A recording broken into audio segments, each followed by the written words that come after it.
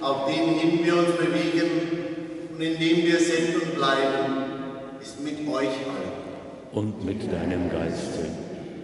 Liebe Schwestern und Brüder, viele Menschen fragen sich besorgt, wohin geht es mit der Welt?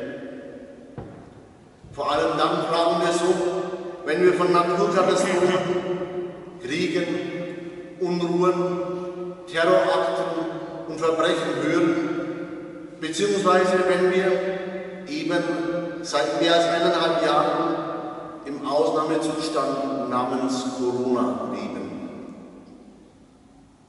Zudem gibt es sowieso düstere Zukunftsprognosen in allen Bereichen menschlichen Lebens.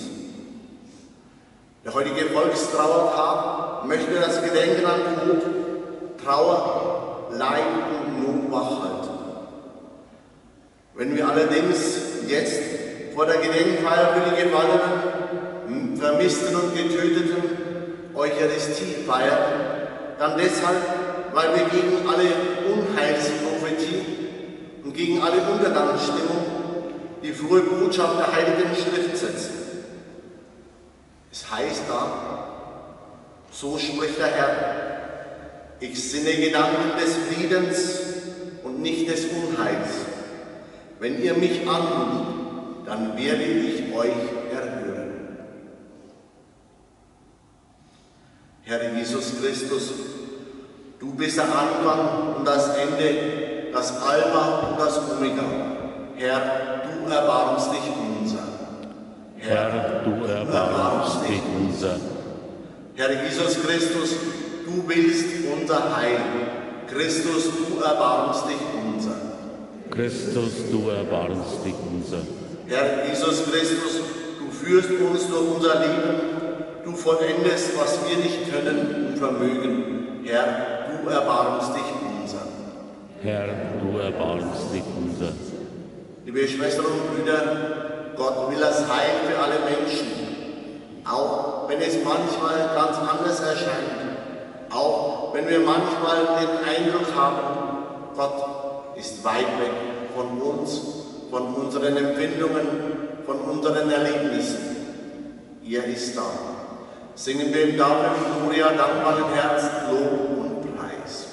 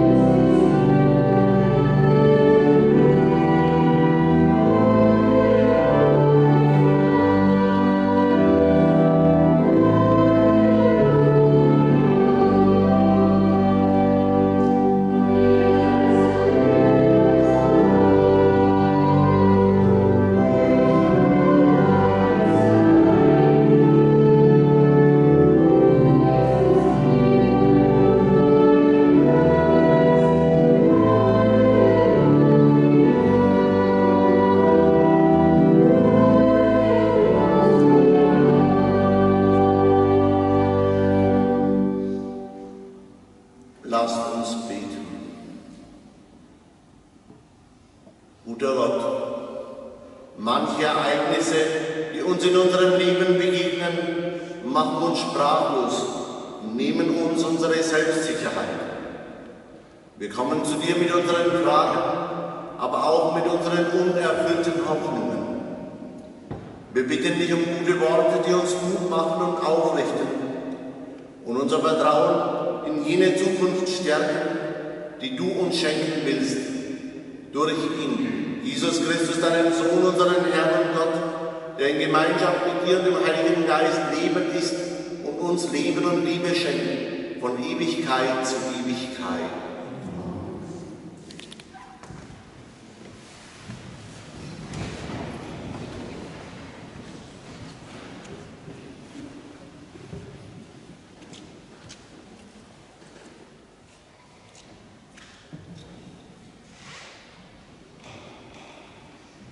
Lesung aus dem Buch Daniel. In jener Zeit tritt Michael auf, der große Fürst, der für die Söhne seines Volkes eintritt. Dann kommt eine Zeit der Not, wie noch keine da war, seit es Völker gibt, bis zu jener Zeit. Doch zu jener Zeit wird ein Volk gerettet, jeder, der im Buch verzeichnet ist. Von denen, die im Land des Staubes schlafen, werden viele erwachen. Die einen zum ewigen Leben, die anderen zur Schmach, zu ewigem Abscheu. Die Verständigen werden glänzen wie der Glanz der Himmelsfeste und die Männer, die viele zum rechten Tun geführt haben, wie die Sterne, für immer und ewig.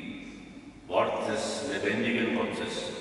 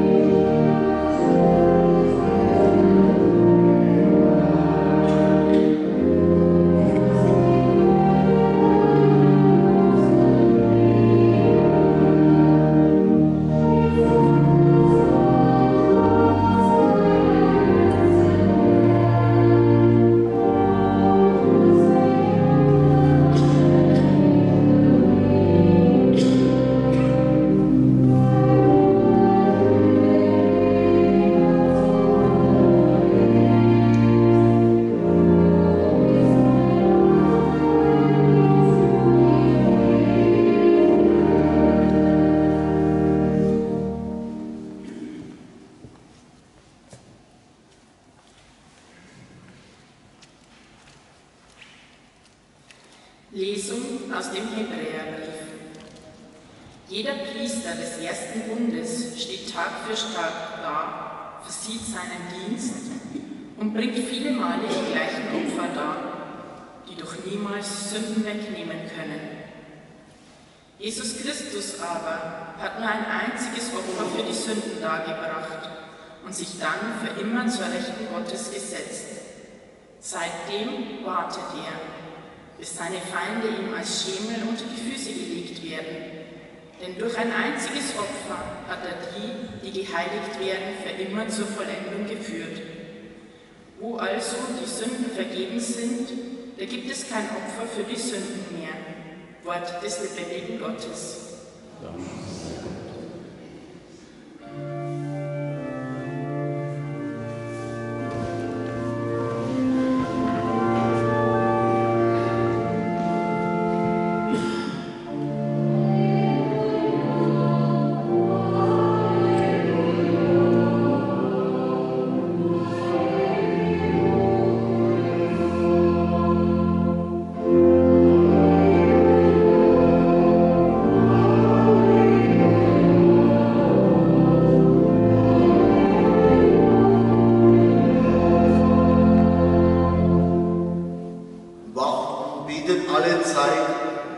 damit ihr hintreten könnt vor den Menschen zu.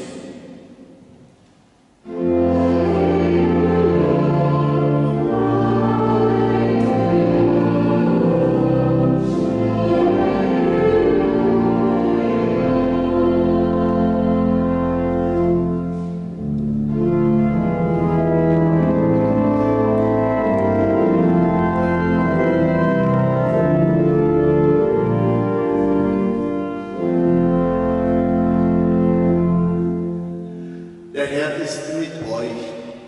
Mit deinem Geiste. Aus dem heiligen Evangelium nach Markus. Ehre sei dir, o Herr.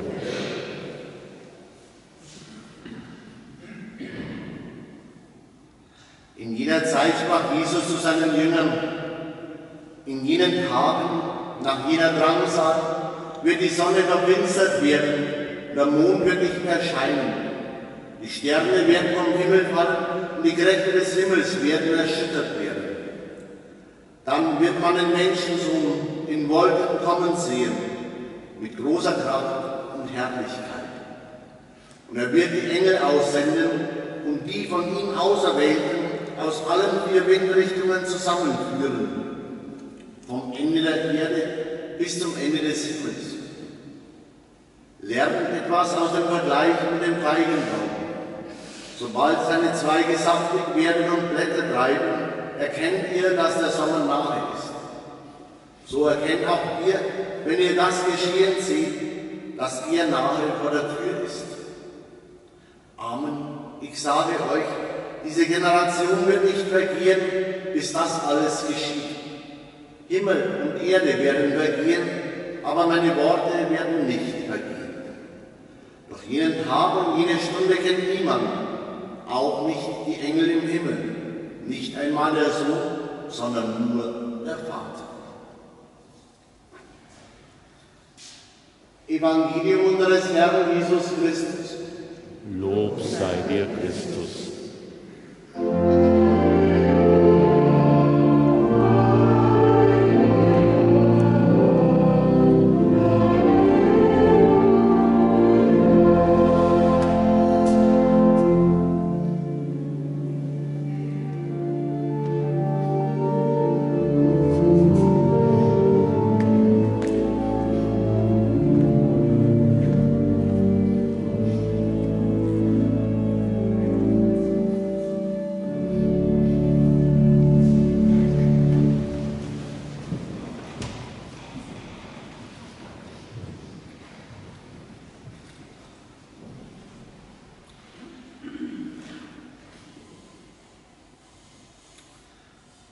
Liebe Schwestern und Brüder, wie stellen Sie sich das Ende der Welt vor?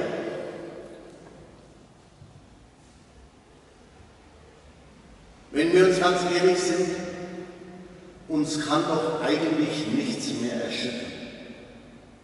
Wir sind leicht dabei, wenn ein Tsunami über Südostasien oder die USA hinwegrollt.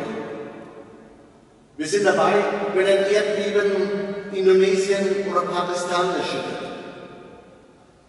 Wir sind dabei, wenn ein Wirbelsturm oder ein Feuer New Orleans oder Kalifornien verwüstet. Wir sind dabei, wir hören die Warnungen und Voraussagen der Wissenschaftler auf dem Klimagipfel und bleiben doch seltsam unberührt von den immer deutlicher sichtbaren Zeichen dafür, dass es wirklich keine unendliche Zukunft auf diesem Planeten geben wird. Wenn wir nicht einschneidende Maßnahmen ergreifen. Als aufgeklärte und naturwissenschaftlich interessierte Bürgerinnen und Bürger kennen wir die Ursachen und Abläufe von Naturkatastrophen und früher noch unerklärlicher Phänomene. Aber nichts, wirklich nichts davon hat uns dem Himmelreich näher gebracht. Ungleich erschreckender muss das drastische Bild, das Jesus vom Ende der Welt malt, für seine Zuhörerinnen und Zuhörer damals gewesen sein. Alles, was zu damaliger Zeit für die damaligen Menschen bisher galt, wird sich verändern. Das Unterste wird zu oberst gekehrt. Sogar Sonne, Mond und Sterne und der ganze Himmel werden erschüttert werden. Himmel und Erde werden vergehen. Allein die Worte Jesu bleiben bestehen und behalten über alle Katastrophen hinaus und durch sie hindurch ihre Gültigkeit. Heutzutage, in unserer aufgeklärten Welt, im 3. Jahrtausend, würde Jesus mit solchen Geschichten wohl niemand mehr hinter dem Ofen hervorlocken. Und dennoch behält seine Mahnung auch heute noch ihre Gültigkeit. Wenn wir nun also in einer Zeit leben, in der Katastrophenmeldungen zum Alltag gehören, dann ist es umso zentraler, sich der Bedeutung der Worte Jesu wieder neu bewusst zu werden, sich wieder neu zu verankern in der frohen Botschaft, die sein Kommen für die Menschen und für die ganze Welt bedeutet. Nämlich, Jesus ist die menschgewordene Botschaft von Gott, dass er ein lebendiges und liebevolles Interesse an uns Menschen hat, dass er uns einlädt, ihm entgegenzukommen, mit ihm zusammen die neue Schöpfung zu gestalten. Nur, wir dürfen den rechten Zeitpunkt nicht verpassen. Und vor allem, liebe Schwestern und Brüder, es muss uns immer eine Mahnung sein,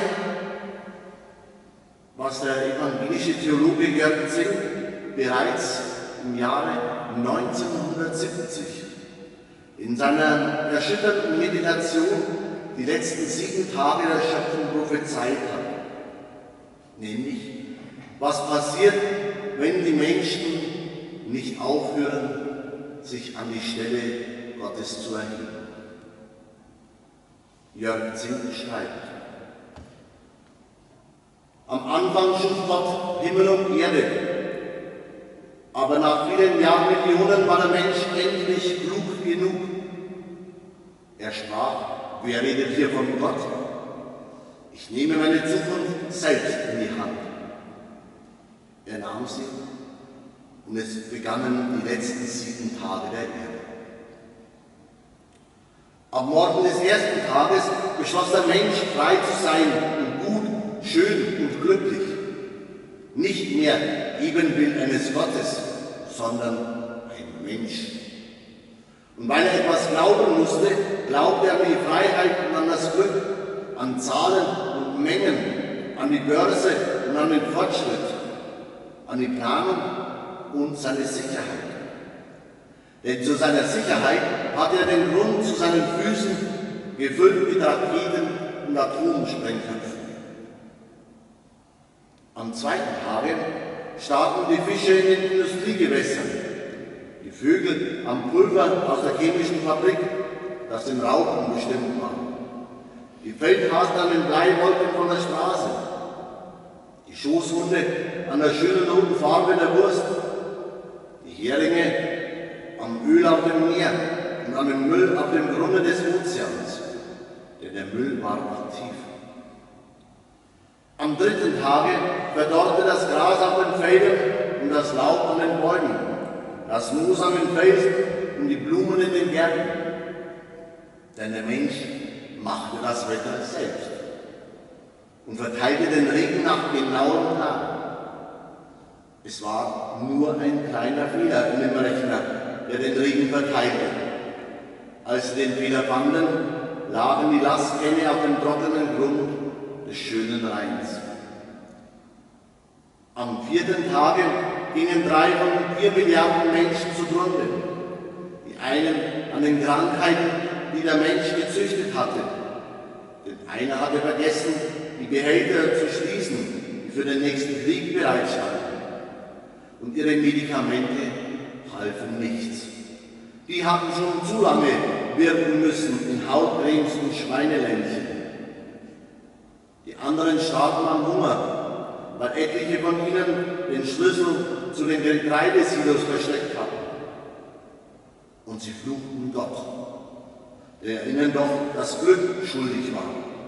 Es war doch der liebe Gott. Am 5. Tage drückten die letzten Menschen den roten Knopf, denn sie fühlten sich bedroht. Feuer hüllte den Erdball ein, die Berge brannten, die Meere verdampften und die Betonskelette in den Städten standen schwarz und rau. Und die Engel im Himmel sahen, wie der blaue Planet rot wurde, dann schmutzig braun und schließlich aschgrau. Und sie unterbrachen ihren Gesang für 10 Minuten. Am 6. Tage ging das Licht aus. Staub und Asche verhüllten die Sonne, den Mond und die Sterne. Und die letzte Küchenschabe, die in einem Raketenbunker überlebt hatte, ging zugrunde an der übermäßigen Wärme, die ihr gar nicht gut bekam. Am 7. Tage schließlich war Ruhe. Endlich. Die Erde war wüst und leer, und es war finster über den Rissen und Spalten, die in der trockenen Erdrinde aufgesprungen waren. Und der Geist des Menschen irrlichterte als Totengespenst über dem Chaos. Tief unten in der Hölle aber erzählte man sich die spannende Geschichte von dem Menschen, der seine Zukunft selbst in die Hand nahm. Und das Gelächter dröhnte hinauf bis zu den Chören der Engel. Liebe Schwestern und Brüder, eigentlich muss man gar nicht mehr sagen, oder? Amen.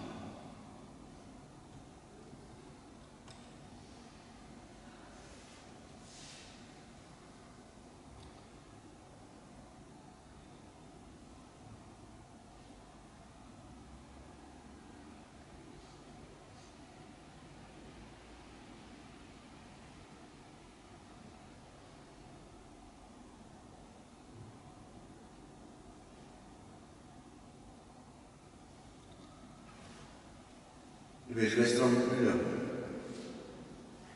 die Evangelisten berichten, dass Jesus einmal gesagt hat, wenn ihr all das geschehen seht, dann habt keine Angst, sondern richtet euch auf und erhebt euer Haupt, denn eure Erlösung ist nah.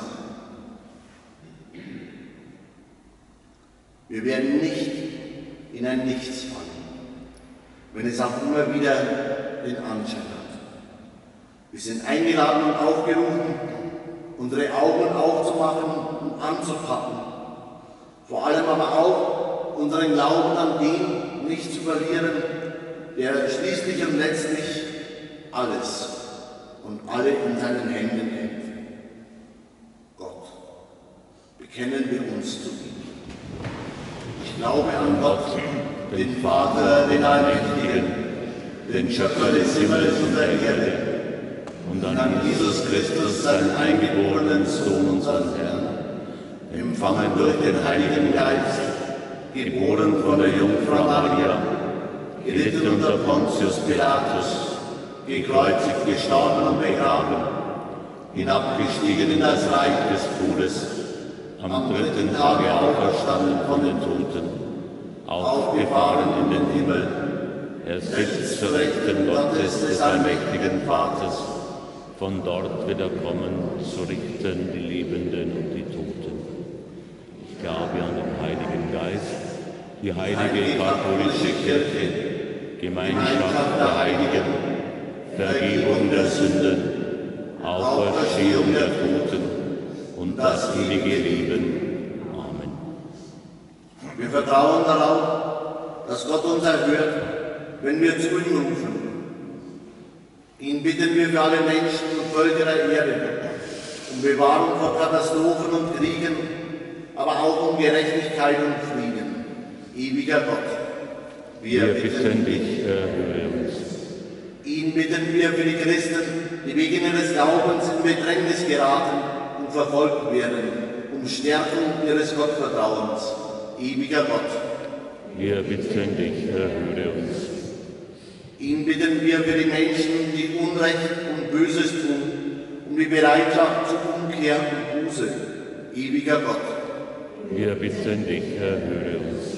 Ihn bitten wir für die Regierenden und für die Diplomaten, um die Fähigkeit und auch um die Bereitschaft, Konflikte friedlich zu lösen. Ewiger Gott, wir bitten dich, erhöre uns. Ihn bitten wir für die Kranken, die Notleidenden und für diejenigen, die unter großen Ängsten leiden, um den Beistand Gottes und um verständnisvolle Helferinnen und Helfer. Ewiger Gott, wir bitten dich, erhöre uns.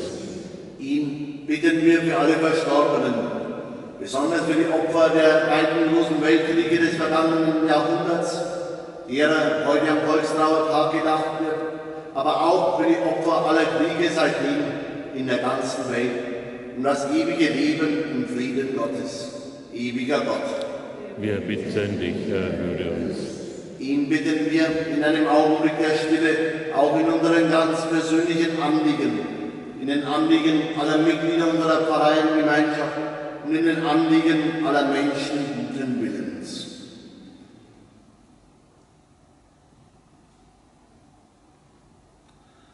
Ewiger Gott, wir bitten dich, erhöre uns. Herr unser Gott, wir hoffen und vertrauen darauf, das ewige Leben bei dir zu gewinnen, das dein Sohn Jesus Christus uns verheißen und in Aussicht gestellt hat. Dir sagen wir Lob und Dank heute und für alle Zeit und bis hinein in deine Ewigkeit. Amen.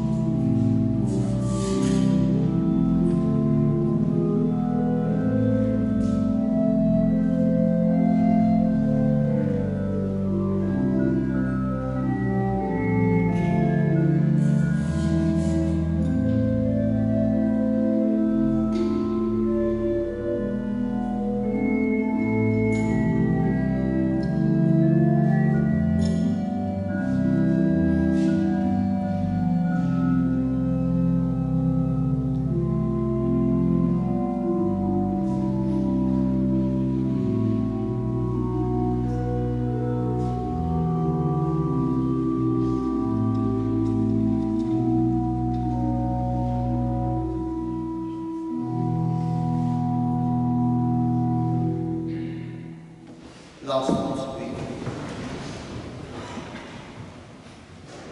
Dass du, Herr, die vergänglichen Gaben, Blut und Wein mit deinem ewigen Wort verbindest, ist für uns zu hoch.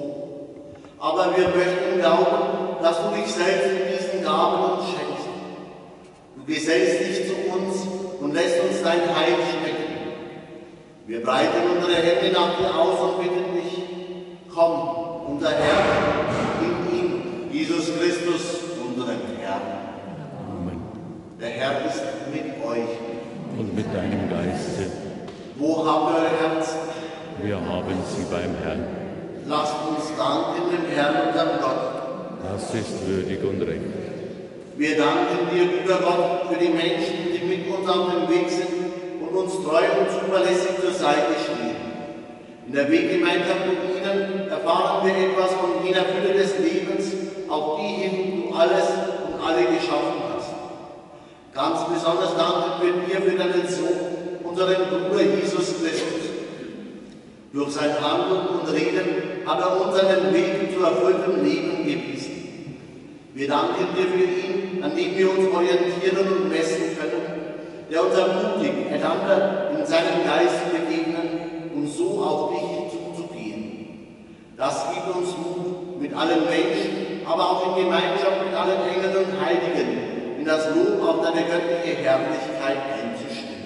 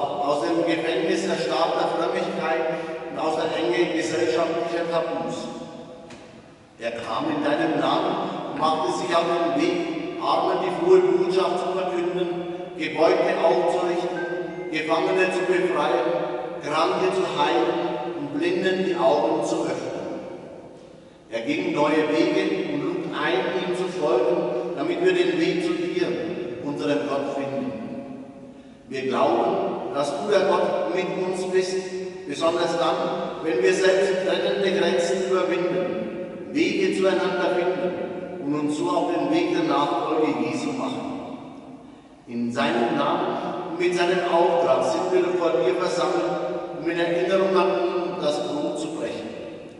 Wir bitten dich um deinen guten Geist, damit im Teilen des Brotes Jesus Christus selbst unter uns gegenwärtig ist. Es war in der Nacht vor seinem Leiden. Im Angesicht des Todes kam Jesus mit den Seinen zusammen, um von ihnen Abschied zu nehmen und ihnen sein Vermächtnis zu hinterlassen. An diesem Abend nahm er einmal das Brot und sagte dir Dank. Er brach das Brot, reichte es seinen Jüngern und sprach: Nehmt und esst alle davon. Das ist mein Leib, der für euch hingegeben wird.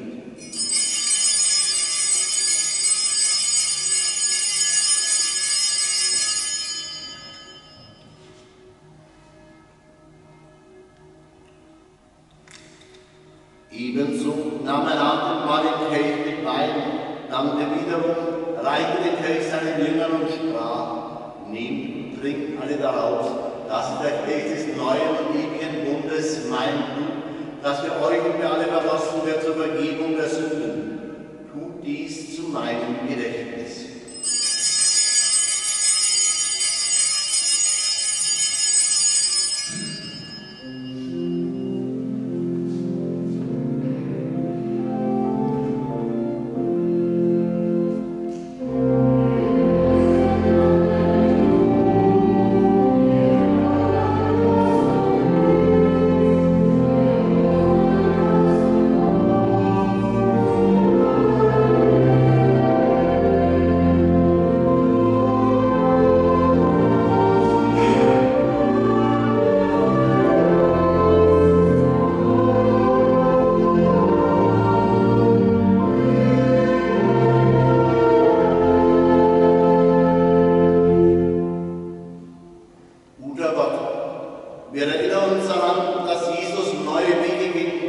dass er ausbrach und deshalb gekreuzigt wurde. Mit seinem Tod wurde sein Geist aber auch nicht ausgelöscht. Seine Jüngerinnen und Jünger bekannten, dass du ihm treu geblieben bist, durch alle Scheiter hindurch und damit seinen Weg bestätigt hast. Wir bitten dich um die Kraft dieses, deines guten Heiligen Geistes, damit wir ihm auf seinem Weg folgen in der Hoffnung, so zum Sinn des Lebens zu finden. Sprenge die Enge unserer Wünsche und brich auch die Grenzen unserer Hoffnungen, damit wir Wege zueinander finden und niemand vereinsamen muss. Erfülle mit diesem Geist auch jene, die eine besondere Verantwortung in der Kirche tragen. Wir bitten dich für unseren Papst Franziskus, unseren Bischof Rudolf und die Gemeinschaft aller Bischöfe, für unsere Priester, Ordensschwestern und Diakone und für alle Frauen, Männer und Kinder, die du selbst mit deinem Dienst in deiner Kirche beauftragt hast. Wir bitten dich für all die Menschen, die mit uns auf dem Weg des Lebens waren und die der Tod uns entrissen hat. Wir denken in diesem Gottesdienst auch mit der Soldaten, Reservisten und Kriegerkameradschaft Tiefenbach an die gefallenen, vermissten und verstorbenen Kameraden. Mit Bonifatius Vogel an seinen verstorbenen Bruder Otto. Mit Thomas Erhard an die verstorbene Maria Erhard. Mit Richard Nachtmann an seine verstorbene Cousine Anna Meyer. Mit Christine Hummer an die Verstorbenen aus der Nachbarschaft. Mit Waltraud Schröpfer an ihren verstorbenen Ehemann, sowie schließlich mit Margit Schadbauer an ihre verstorbene Mutter.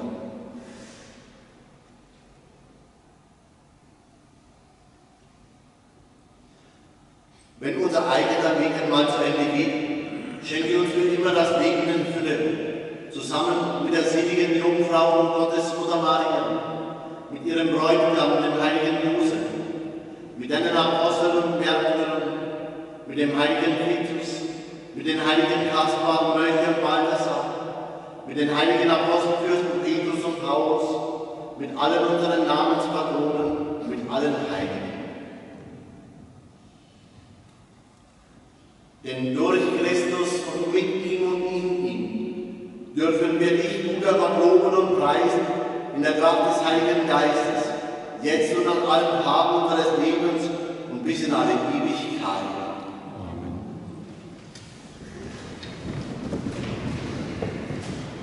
Anstelle des gemeinsam gesprochenen Vaterunser lade ich heute ein, einer ganz besonderen Vaterunser-Meditation zuzuhören. Dazu dürfen Sie gerne Platz nehmen.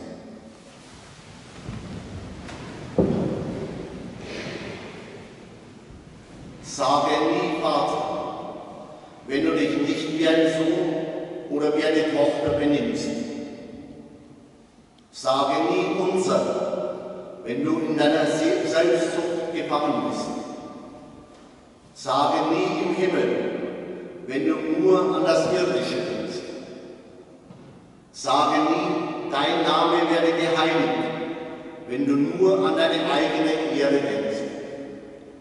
Sage nie, dein Reich komme, wenn du dabei an materiellen Erfolg denkst. Sage nie, dein Wille geschehe, wenn du ihn ablehnst, weil er dir missfällt. Sage nie, gib uns heute unser tägliches Brot, wenn du dich nicht um die Notleidenden kümmerst. Sage nie, vergib uns unsere Schuld, wenn du Rache gegen deine Mitmenschen hegst. Sage nie, führe uns nicht in Versuchung, wenn du dich dir selbst aussetzt. Sage nie, verschone uns vor dem Bösen, wenn du dich nicht konsequent für das Gute einsetzt. Und sage nie Amen, wenn du die Worte des Vaterunser nicht ernst nimmst. Sprechen wir gemeinsam, denn dein ist das Reich und die Kraft und die Herrlichkeit in Ewigkeit. Immer war die Sehnsucht nach Frieden unter den Menschen groß, aber immer und immer wieder haben Menschen genau diese Sehnsucht zerstört. Deshalb bitten wir, Herr Jesus Christus, du bist gekommen zu heilen, was verwundet und krank ist. Du hast die Kraft, die Welt in deinen Frieden zu führen und uns alle zu vollenden. Liebe Schwestern und Brüder, dieser Friede, der Friede des Herrn, ist alle Zeit mit euch allen. Und mit deinem Geiste.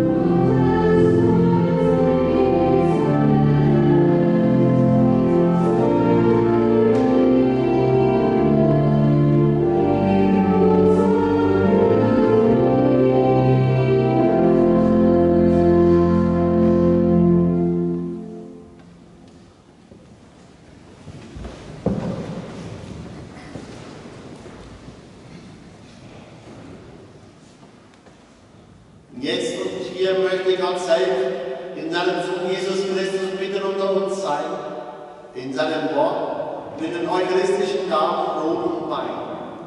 So lasst uns auf das gebrochene Brot schauen. Wir begegnen Jesus Christus selbst, den Gott gesandt hat, damit er die Schuld aller Menschen und der ganzen Welt hinwegnimmt. Rufen wir voll Vertrauen zu ihm, Herr, ich bin nicht würdig, dass du eingehst unter mein Dach, aber sprich nur ein Wort, so wird meine Seele gesund.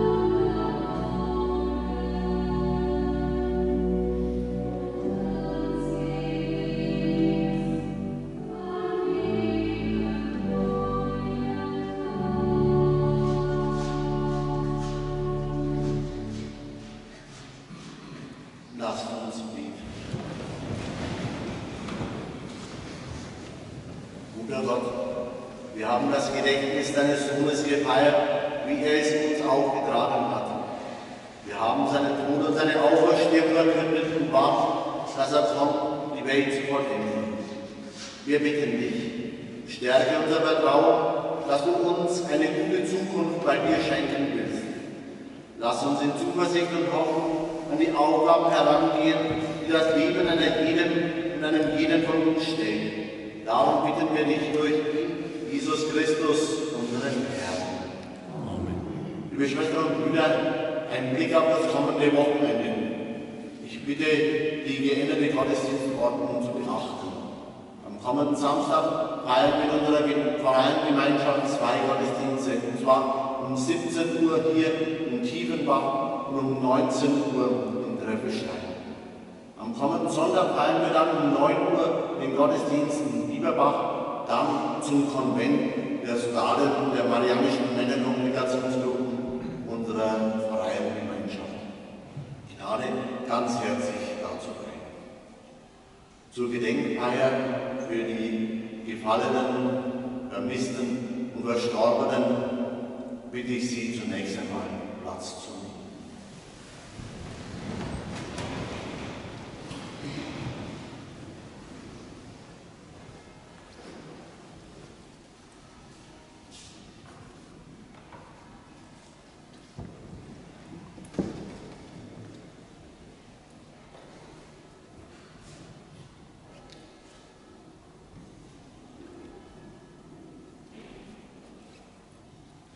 In einer Erzählung aus China heißt es,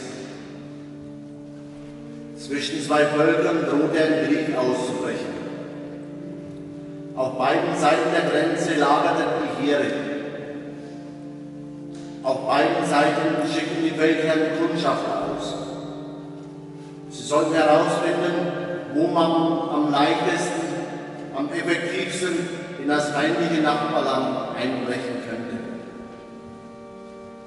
Beide Kundschafter kehrten zurück und berichteten ihren Feldherren, es gibt nur eine einzige Stelle an der ganzen Grenze, wo wir in das andere Land einfallen können. Überall sonst sind hohe Gebirge und tiefe Flüsse. An dieser Stelle aber, so erzählten sie, hat ein Bauer ein Feld. Er wohnt dort in einem kleinen Haus mit seiner Frau und mit seinem Kind. Sie haben sich lieb. Sie sind glücklich. Ja, es heißt, sie sind die glücklichsten Menschen der Welt. Wenn wir über das kleine Feld dieses Bauern ins Feindesland einmarschieren, zerstören wir das Glück dieser Menschen. Also, so sagten die Kundschafter, kann es keinen Krieg geben. Das sahen die Feldherren dann auch wohl oder übel ein, und es gab keinen Krieg, wie jeder Mensch begreifen wird.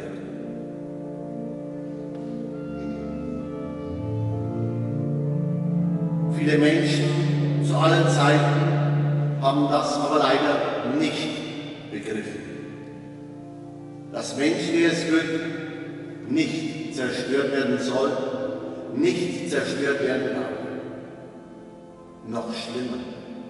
Sie haben nicht eingesehen, nein, sie sehen nicht ein, dass Kriege nicht stattfinden sollen. Im Gegenteil. Bis herein in dieser Stunde werden Menschen getötet, müssen Menschen Krieg, Gewalt, Terror, Not und Leid erleben, zeigen Menschen ihre hässlichste, ihre unmenschliche Seite. Leiden Menschen.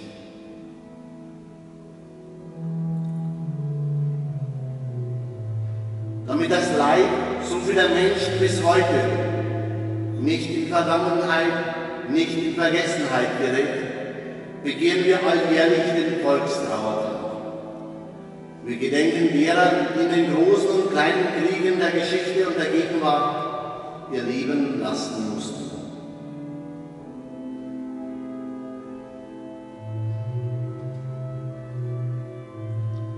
Die Listen mit Namen und Daten an den Kriegerdenkmälern und auf Totentafeln, wie auch hier bei uns, sind lang und stehen für die ganz persönliche und einmalige Lebensgeschichten, denen durch Kriegstreiben, durch Hass, Terror und Gewalt viel zu früh und auf grausame Weise ein Ende gemacht wurde. In dieser Feier vertrauen wir sie alle Gott an. Gleichzeitig rufen wir uns in Erinnerung, dass es jetzt und hier unsere Aufgabe ist, unser Auftrag ist, uns für Frieden und Gerechtigkeit, für ein gutes Miteinander, füreinander, aneinander, zueinander, untereinander und umeinander einzusetzen. Der Volkstrauertag möchte uns ins Bewusstsein rufen, dass jedes Kriegstreiben einmal ganz klein, in Herzen von verbohrten, hasserfüllten, egoistischen, fanatischen, ja kranken Menschen begonnen hat. Und wenn niemand den anbringen wird, wieder beginnen wird.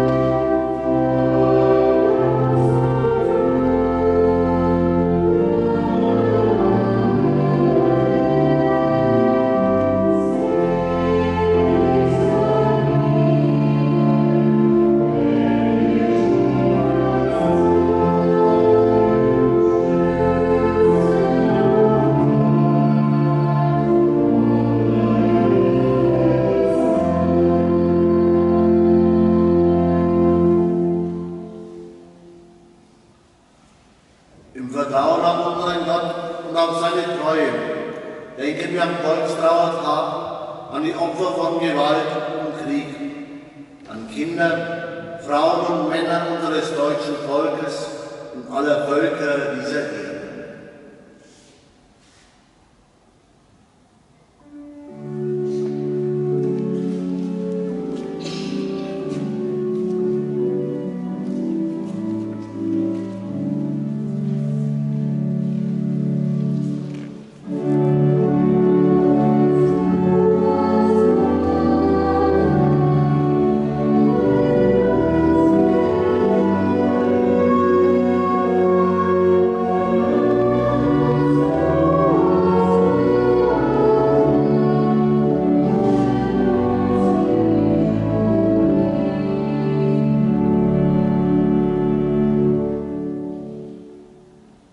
An die Soldaten, die in den Weltkriegen starben, an alle Menschen, die durch Kriegshandlungen oder danach in Gefangenschaft als Vertriebene und Flüchtlinge ihr Leben verloren haben.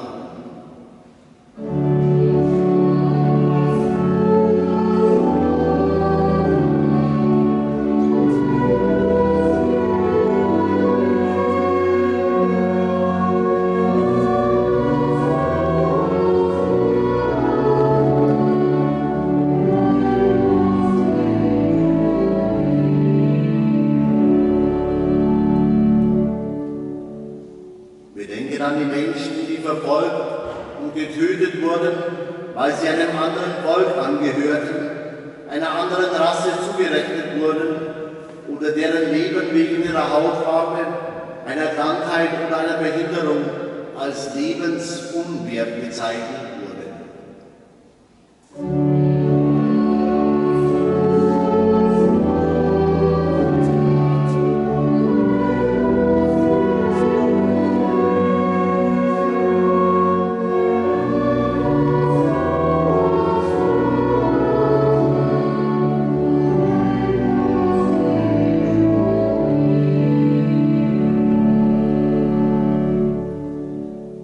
An die Menschen, die ums Leben kamen, weil sie Widerstand gegen Gewaltherrschaft geleistet haben, und an die, die den Tod fanden, weil sie an ihrer Überzeugung oder an ihrem Glauben festhielten.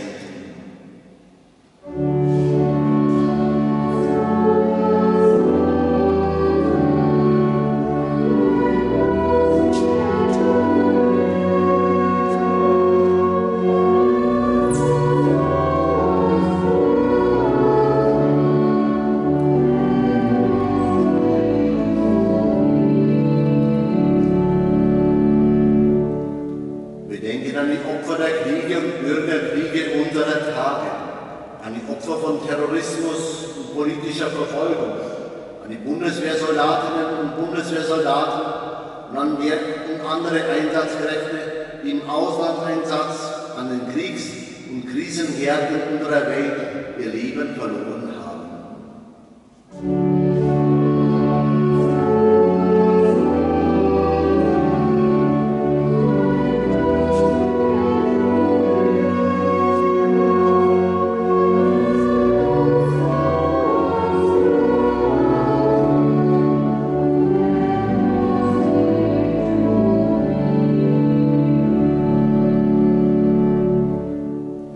Heute auch an die Menschen, die bei uns durch Hass und Gewalt gegen Fremde, Schwache und Andersdenkende Opfer geworden sind.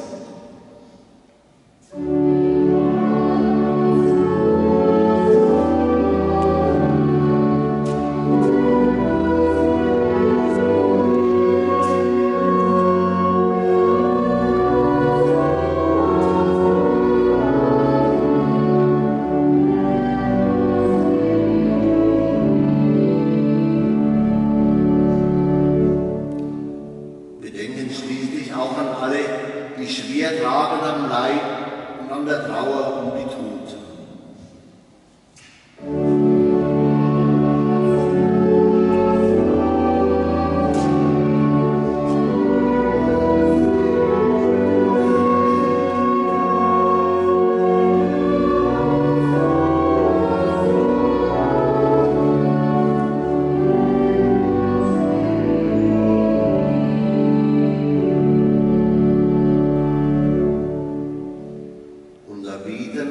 Für und unser Denken an sie alle soll wieder durch des Weihrauchs zu Gott aufsteigen. Er, der Schöpfer und Lenker der Welt und von allen und allem in ihr, er möge ihnen Leben und Heil in Fülle schenken in seinem Reich der Gerechtigkeit, der Liebe, des Lichtes und des Friedens. Zu diesem unseren Gott lass uns nun gemeinsam und voll Vertrauen beten. Vater unser im Himmel, geheiligt werde dein Name, dein Reich komme, dein Wille geschehe, wie im Himmel, so auf Erden. Unser tägliches Brot gib uns heute und vergib uns unsere Schuld, wie auch wir vergeben unseren Schuldigern, und führe uns nicht in Versuchung, sondern erlöse uns von dem Bösen. Denn dein ist das Reich und die Kraft und die Herrlichkeit in Ewigkeit. Amen. Der Herr ist mit euch. Und mit deinem Geiste. Guter Gott, segne unsere Füße und die Wege, die wir gehen, damit sie Wege zu unseren Mitmenschen und zu dir werden. Segne unsere Hände und die Arbeit, die wir tun, damit unsere Werke von deiner Schönheit erzählen. Segne unseren Mund und unsere Stimme, damit unsere Worte von deinem Frieden und deiner Freude verkünden. Segne unsere Ohren und unsere innere Offenheit, damit wir die Freuden, Sorgen und Ängste unserer Mitmenschen wahrnehmen können. Segne unsere Augen und die Bilder in uns, damit wir Unrecht erkennen und deiner Gerechtigkeit dienen. Segne unser Herz und unsere Empfindungen, damit wir mitfühlen können und Menschen durch uns etwas von deiner unendlichen Liebe erahnen können. Guter Gott, segne, behüte und begleite uns im Namen des Vaters und des Sohnes und des Heiligen Geistes. Singe Lob und Preis. Dank sei Gott dem Herrn.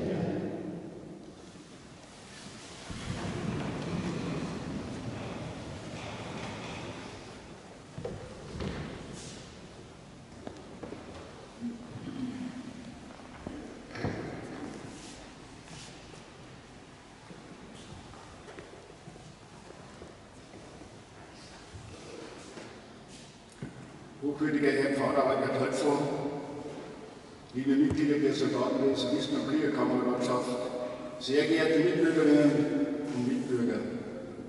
Volkstrauertag 2021. Bis Mitte der Woche waren wir noch zuversichtlich, den Volkstrauertag heuer wieder in ansprechender, gewohnter Form begehen zu können, mit einem feierlichen Gedenkakt am Mahnmal.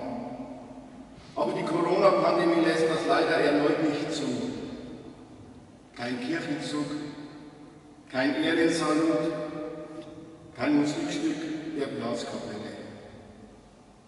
Das soll uns aber nicht hindern, trotzdem den Opfern von Krieg und Gewalt zu gedenken. Nicht nur, weil es Tradition ist, sondern auch, weil es wichtig und angebracht ist. Trotz aller Einschränkungen der Pandemie oder auch gerade deswegen. Meine Damen und Herren, es ist eine herrliche Reise, wunderbares Wetter. Wir sitzen lange Strecken auf den Maschinengewehren, die auf den offenen Wagen stehen. Enorme Begeisterung überall. Wenn du noch dabei wärst, wäre es die schönste Reise, die ich je gemacht habe. So schreibt Hauptmann Heinrich von Höldorf in seinem Brief am 10. August 1914 an seine Frau. Es war der Beginn des Ersten Weltkrieges. Am 12. August 1914 erreichte Höldorfs Einheit Malmedy. Einer von 550 Eisenbahnzügen, die täglich die Rheinbrücken nach Westen rollten.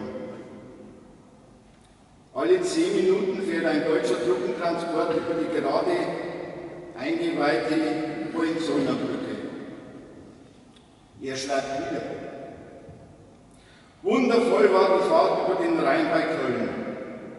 Auf den Maschinengewehren sitzend fuhren wir über die schöne neue Brücke, gerade auf den Dom zu. Die Regimentsmusik spülte die Wacht am Rhein. Auch die Fahrt durch die Eifel war schön. 3 Monate später ist Heinrich von Höldorf tot. Der Hauptmann fällt am 11. November 1914 in Flandern.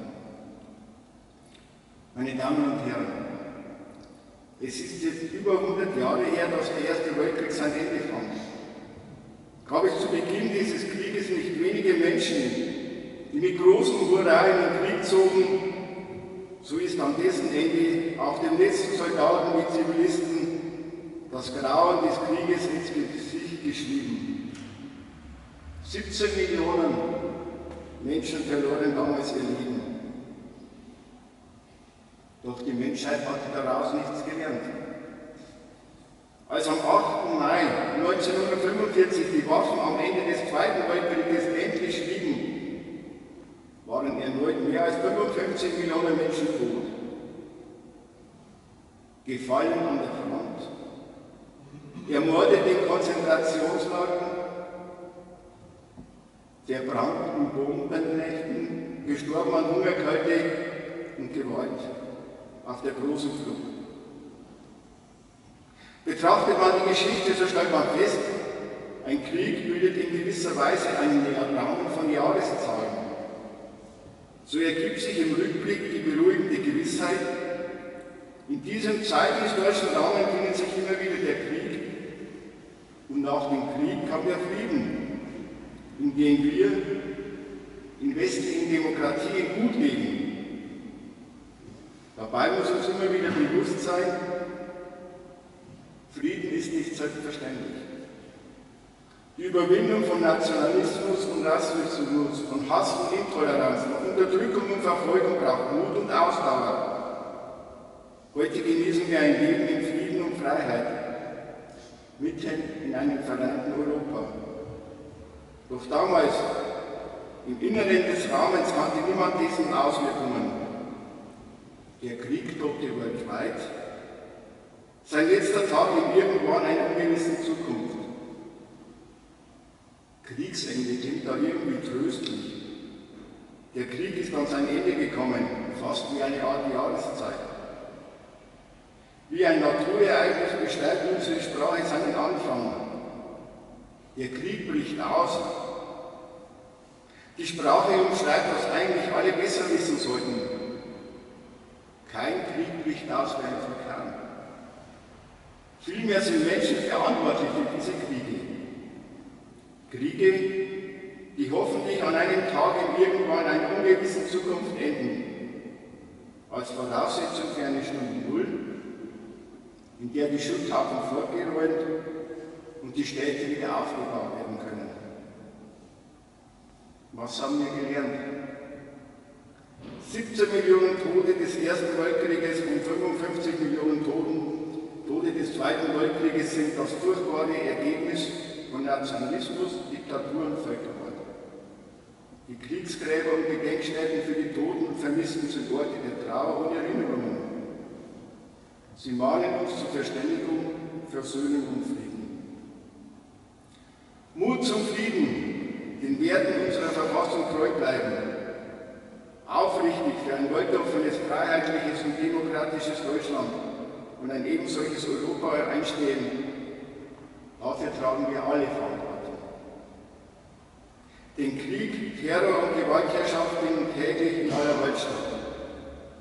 Wir dürfen davor nicht die Augen verschließen. Sind wir doch Teil einer globalisierten Welt. Frieden in Europa ist keine Selbstverständlichkeit. Der heutige Tag erinnert uns daran. Wir brauchen deswegen immer wieder die Auseinandersetzung mit der Geschichte, um nicht die Fehler früherer Generationen zu wiederholen. Denn Krieg ist niemals nur eine politische Entscheidung unter vielen. Krieg darf nie eine selbstverständliche Option sein.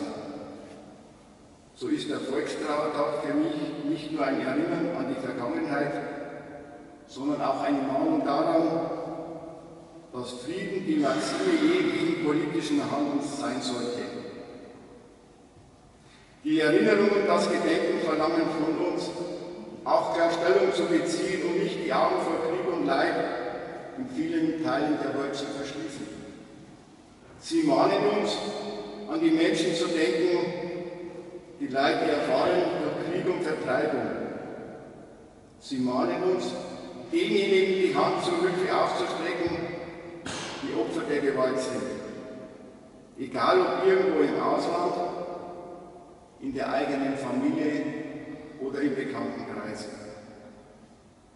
Der Volkstrauertag soll daher Mahnung sein, an uns alle beherzt zu sein und für Toleranz und ein Zusammenleben im gegenseitigen Respekt einzustehen.